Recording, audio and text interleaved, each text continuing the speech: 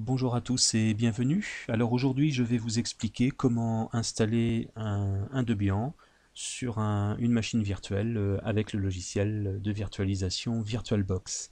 Alors on va commencer dans un premier temps par lancer un navigateur et dans ce navigateur, bon, sur un moteur de recherche par exemple, on va indiquer le nom de la distribution, donc ici Debian. Donc on va arriver sur le site de Debian par défaut et là vous avez obtenir Debian. Donc on va pouvoir cliquer ce lien et on obtient donc la page des téléchargements. Alors quand vous installez Debian, vous pouvez l'installer à partir d'une image d'installation de taille réduite. C'est-à-dire qu'en fait vous avez une image qui va peser à peu près 300 mégas et qui vous permet de faire une installation rapide. Pour un laboratoire, c'est parfait. Donc ici, vous avez deux solutions. Soit vous prenez une image ISO NetInstall pour un PC avec une architecture 64 ou avec une architecture 32. Bon, ici, moi j'ai un PC relativement récent avec une architecture 64. Donc ça, on va pouvoir prendre cette option. Donc il suffit de cliquer sur le lien pour télécharger le fichier ISO. Il suffit de patienter un petit peu le temps du téléchargement.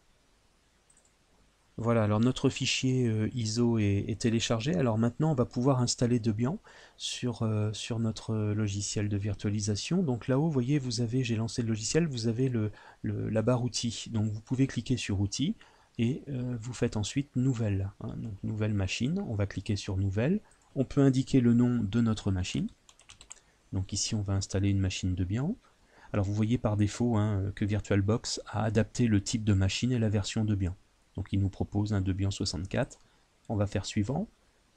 La taille de la mémoire vive ici, je vais laisser 1024, c'est-à-dire 1 giga, largement suffisant pour ce que l'on va faire, c'est-à-dire l'installation d'un Debian en mode console. On ne mettra pas d'interface graphique, donc avec 1 giga, ce sera parfait au niveau de la RAM. On va faire suivant. Donc là, on va créer un disque dur virtuel maintenant. Par défaut, la taille du disque est de 8 Go. Donc ça, c'est tout simplement VirtualBox qui a proposé cette taille. On pourra changer, modifier cette taille dans les fenêtres suivantes. Donc pour l'instant, on va le laisser. On va juste demander la création du disque. On va cliquer sur Créer. Alors là, vous avez des choix de format. Bon, ici, moi, je vais garder le format VDI, c'est-à-dire qu'ici, on a un format classique de disque pour VirtualBox. Puisque je travaille avec ce logiciel-là, je vais laisser ce format-là. On va faire suivant. Alors, quand vous arrivez dans cette fenêtre-là, le stockage du disque dur, donc, on vous propose deux options. Soit de faire un stockage dynamique ou un disque dur à taille fixe. Alors, si vous optez pour taille fixe, en fait, le disque dur de 8 Go qui était proposé précédemment, eh bien, si vous optez pour cette option taille fixe, vous aurez 8 Go de prix automatiquement sur votre disque dur. Tandis que si vous laissez sur le mode dynamique, eh bien en fait votre disque dur ne se verra pas amputé de 8 Go. Vous aurez une taille qui va évoluer en fonction de ce que vous mettez sur votre Debian. Par exemple, vous faites l'installation de Debian, vous mettez quelques fichiers. Si votre installation a pris 2 Go au maximum avec quelques fichiers, vous n'aurez que 2 Go de prix sur votre disque dur. Donc en fait le mode dynamique, c'est un mode qui vous permet d'allouer de l'espace sur votre disque au fur et à mesure qu'il se remplit. On va faire suivant. Donc là je vais laisser sur les 8 Go par défaut, ça me suffit amplement. Alors là vous pourriez changer, vous voyez en cliquant ici, vous pourriez mettre la taille en giga que vous souhaitez. Donc on va cliquer sur créer. Et donc là la machine est créée, alors on la voit ici, elle est apparue à ce niveau-là. Alors maintenant, on va entrer dans la configuration de la machine. Donc quand vous cliquez sur la machine que vous venez de créer, avant de la faire démarrer, vous pouvez la configurer. Alors la configurer, là vous avez de multiples possibilités. Donc vous avez les onglets ici, système, c'est-à-dire qu'on pourrait allouer, alors réallouer de la mémoire éventuellement, allouer plusieurs processeurs. Bon, nous, par rapport à cette machine, on n'a pas trop de ressources importantes à mettre, puisque c'est un Debian en mode console. Par contre, ce qui va nous intéresser ici, c'est la partie réseau. Donc je vais cliquer sur réseau.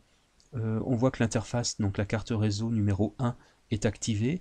Par contre, je vais la mettre en mode pont. Alors le mode pont, si vous voulez, c'est tout simplement pour faire en sorte que ma machine Debian fasse partie de mon réseau de machines actuel. C'est-à-dire qu'en fait, j'ai une box qui possède un serveur DHCP. Cette box va distribuer de l'adresse IP sur le réseau et la machine Debian fera partie de mon réseau. On va donc autoriser le trafic sur ce réseau. et on va faire OK. Voilà, donc là la machine est prête, donc on va pouvoir maintenant la faire démarrer. Donc on va cliquer sur le bouton démarrer. Alors, à ce stade-là, vous avez une fenêtre qui s'ouvre, et donc là, vous devez indiquer où se trouve votre fichier ISO, c'est-à-dire le fichier ISO qu'on a préalablement téléchargé de Debian. Donc on va cliquer sur le petit classeur jaune, et en fait, dans téléchargement ici, on a Debian, et à ce stade, j'ai mon fichier ISO qui se trouve ici. Donc là, je vais faire l'installation sur un Debian 9.11. On reviendra plus tard sur le Debian.10, ici, que j'avais déjà installé, dans une autre vidéo. Donc là, on va installer le Debian. Donc on va double-cliquer sur le fichier ISO, on va faire démarrer, et on va maintenant suivre l'assistant. Voilà. Alors première fenêtre au démarrage, on vous propose d'installer soit un Debian en mode graphique, soit en mode install. Alors nous, en fait, on va opter pour un Debian en console, en mode console, sans interface graphique. Donc on va choisir le mode install. Donc vous, avec les flèches de direction, vous allez sur install et vous faites entrer. Alors une fois qu'on a fait entrer, l'assistant se lance. Voilà, l'installation est partie. Donc là, on va choisir tout simplement la France, hein, donc le langage France en ce qui nous concerne. On va faire entrer. Ici, on va indiquer la région France et on va choisir un clavier français. Donc tout simplement en faisant entrer à chaque fois et en se déplaçant, vous voyez, avec les flèches de direction. Donc français. Et donc là, on a le chargement des premiers modules qui commence. Alors on va patienter le temps du chargement de ces modules. Voilà, donc les premiers modules sont installés. Alors on arrive ensuite sur une fenêtre qui permet de tout simplement de configurer le nom de la machine. Donc par défaut, on a Debian, on peut le laisser, on va faire entrer. On pourrait également mettre une extension à ce nom, bon, debian.org, .net, qu'importe. Bon là, je ne vais pas mettre de domaine puisqu'on est dans un environnement de laboratoire. On va faire entrer. Et à ce stade, donc, on arrive sur la configuration du mot de passe du super utilisateur. Alors on aura l'occasion de voir dans des vidéos suivantes ce qu'est le super utilisateur que l'on appelle le root sur une machine Debian. Donc ici on va saisir le mot de passe que l'on souhaite utiliser.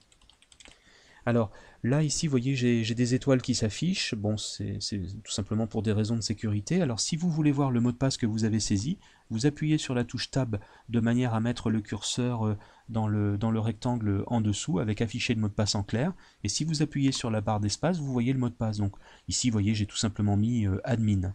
Donc si j'appuie à nouveau sur la barre d'espace, j'obtiens mes étoiles à la place. Alors ensuite on va à nouveau appuyer sur la touche Tab tout simplement pour pouvoir aller sur continuer en bas à droite. On va faire entrer et on va saisir à nouveau le mot de passe admin que l'on avait défini juste avant. Alors évidemment hein, pour de la production il faudrait utiliser un mot de passe fort. Là c'est juste un labo et une démonstration. Donc on va faire entrer. Ensuite on vous demande le nom complet d'un nouvel utilisateur. Alors c'est vrai qu'il est important de créer un utilisateur maintenant. On évitera d'utiliser le mode root, bon, sauf sous certaines conditions, on le verra un petit peu plus tard. Bon, par exemple ici, on va saisir un utilisateur. On va mettre donc la confirmation, l'identifiant, on va faire entrer, on va mettre le mot de passe que l'on confirme. Alors vous voyez là, ici, vous avez quand même une sécurité. Donc là, je n'ai pas mis le même mot de passe, on a une erreur de saisie, tout simplement parce que les mots de passe sont différents. Donc dans ce cas, vous faites entrer et vous ressaisissez en fait le mot de passe initial. Voilà, donc là nous sommes validés au niveau du mot de passe. Et donc l'assistant se relance et on patiente le temps du téléchargement et de la récupération de certains paquets et composants. Alors, dans la fenêtre suivante, vous arrivez sur l'assistant partitionner les disques. Alors ici, puisque nous utilisons une Debian en mode labo et en test, hein, on va commencer par faire des choses simples, c'est-à-dire qu'en fait, on va partitionner le disque de manière à l'utiliser de manière entière. Bon, j'ai créé tout à l'heure un disque de 8 Go, on pourrait le fractionner, le partitionner, faire une partition, admettons, de 2 Go pour le système et puis 6 pour les documents. Bon, là on va rester sur du simple dans un premier temps, donc je vais rester sur utiliser un disque en entier. On va faire donc entrer sur cette option. Alors là, on voit notre disque initial. Hein. Là, vous voyez, on retrouve bien les 8 Go de disque qui avaient été configurés par VirtualBox au départ et par moi. Donc on va faire entrer. Et à ce niveau, vous avez le schéma de partitionnement. Alors c'est là que vous pouvez indiquer si vous souhaitez une partition de 8 Go sur tout le disque, donc recommandé pour les débutants, hein, c'est précisé, donc ça va être notre cas ici, on va rester là-dessus, mais on pourrait également demander à avoir une partition document perso séparée du reste du système. Hein, vous voyez, donc on a des possibilités. Alors on va rester sur tout dans une seule partition. Bon, idéalement, c'est pas ce qui est mieux dans un environnement de production, mais pour découvrir Debian, ça sera suffisant ici. Donc on va tout mettre sur le 8 Go et on va faire entrer. Alors ici vous avez donc la confirmation, donc on voit en fait la création de nos partitions, à savoir donc les 8 Go, et puis on a également une partition swap qui est automatiquement créée par Debian. Bon, c'est une sorte de partition mémoire cache si on peut dire. On aura l'occasion pareil hein, de revoir ça un petit peu plus tard. Donc là, eh bien, on va aller sur terminer le partitionnement et on applique les changements en faisant entrer. Donc dernière demande, hein, voulez-vous appliquer absolument les changements? Donc oui, hein, on va se placer sur oui, on va faire entrer, et on va laisser donc le système se créer et l'installation se faire. Donc là vous avez l'installation de base qui démarre, donc on va patienter. Alors une fois que les fichiers de base sont installés, vous obtenez ensuite une fenêtre vous demandant si vous devez analyser un autre CD, DVD, donc là vous répondez non, vous faites entrer donc à ce stade. Donc là, on a ensuite la configuration de l'outil de gestion des paquets, c'est-à-dire qu'en fait, vous devez indiquer votre pays d'appartenance pour que Debian puisse aller chercher les paquets d'installation logicielle que l'on verra un petit peu plus tard. Donc là, je vais rester sur France, et vous avez le miroir officiel hein, qui est proposé, donc on va le prendre. Donc on va faire entrer. Là, je n'utilise pas de proxy ici, sinon il faudrait indiquer l'adresse du proxy. Donc là, on va laisser le champ vide, on va faire entrer et on va attendre l'installation du miroir. Donc dans cette fenêtre-là, nous allons répondre non, hein, c'est-à-dire voulez-vous participer à une étude statistique, donc c'est pas notre objet ici. Donc on va faire entrer sur non et on va patienter le temps que les paquets s'installent. Alors vous constatez qu'il vous faut une connexion internet suffisante hein, pour télécharger tous les fichiers. Alors dans cette fenêtre-là, nous allons sélectionner les logiciels que nous souhaitons installer, les logiciels supplémentaires. Alors justement ici, faites attention, Debian vous propose de réinstaller l'environnement de bureau, un environnement graphique. Vous voyez, par défaut, il est sélectionné, on voit l'astérisque. Alors moi, je vais le désactiver, donc je vais presser la touche espace, et je vais également désactiver le serveur d'impression. Je ne vais laisser que les utilisateurs visuels du système. Donc quand vous faites ça, vous avez une installation Debian vraiment simple et assez légère, et on ajoutera les paquets et les modules qui nous servent uniquement après. Hein. Donc là, on aura vraiment une install de base. Donc on va faire entrer, et on va patienter le temps du téléchargement des fichiers. Alors vous voyez, on a 142 fichiers au jour d'aujourd'hui à télécharger, d'où la connexion internet importante, un débit suffisant. Voilà, on va patienter ici. Voilà, nous arrivons en fin d'installation, donc sur ces dernières fenêtres qui s'affichent, on vous demande si vous souhaitez installer votre programme de démarrage sur le secteur d'amorçage, donc bien évidemment vous répondez oui, donc par défaut c'est sélectionné, vous faites entrer, et là vous pointez sur le disque dur que vous avez créé tout à l'heure de 8 Go hein, en ce qui me concerne. Alors vous voyez en fait notre partition ici est repérée sous la forme /dev/sda, donc on va bien indiquer à VirtualBox qu'il faut que le système de démarrage, que l'on appelle ici le grub, soit bien installé sur notre disque. Donc on va faire entrer et on va patienter le temps de l'installation du programme de démarrage. Donc voilà, le programme s'installe sur le disque dur de 8 Go. Alors, l'installation, comme on peut le constater ici, est terminée. Donc on n'a plus qu'à faire terminer et faire entrer sur continuer. Et donc là, le système va redémarrer. Donc on va patienter le temps du redémarrage. Voilà, donc là on a la fenêtre avec le grub, donc on peut laisser cette fenêtre active, sinon vous faites entrer, ça va faire démarrer la machine un petit peu plus rapidement. Et donc on arrive au login, donc notre Debian ici est prêt. Voilà, alors donc comme vous pouvez le constater, on est sur le login de démarrage. Donc là par exemple on peut tenter donc déjà de se connecter en mode route. On va taper le mot de passe que l'on avait défini lors de l'installation. Et donc on est logué. Alors déjà ce que vous pouvez constater c'est que quand vous êtes logué, vous avez ce qu'on appelle le prompt ici qui affiche le tilde et le dièse. Alors le tilde signifie que vous êtes dans votre dossier personnel et le dièse, l'hashtag, signifie que vous êtes en mode route. Alors pour tout ce qui est commande Linux, etc., on verra un petit peu plus tard hein, dans d'autres vidéos.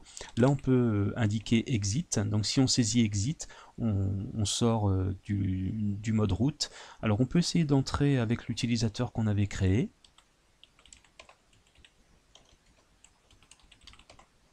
Et donc là on voit un petit peu la différence ici puisque bon, bah, on s'est connecté en tant que prof utilisateur ici. On obtient toujours donc le tilde qui signifie qu'on est dans notre répertoire home. Par contre vous voyez on a plus le dièse, on a le dollar. Donc quand vous voyez le dollar, cela signifie que vous êtes en mode utilisateur lambda et non plus en tant que route. On peut donc sortir encore avec exit.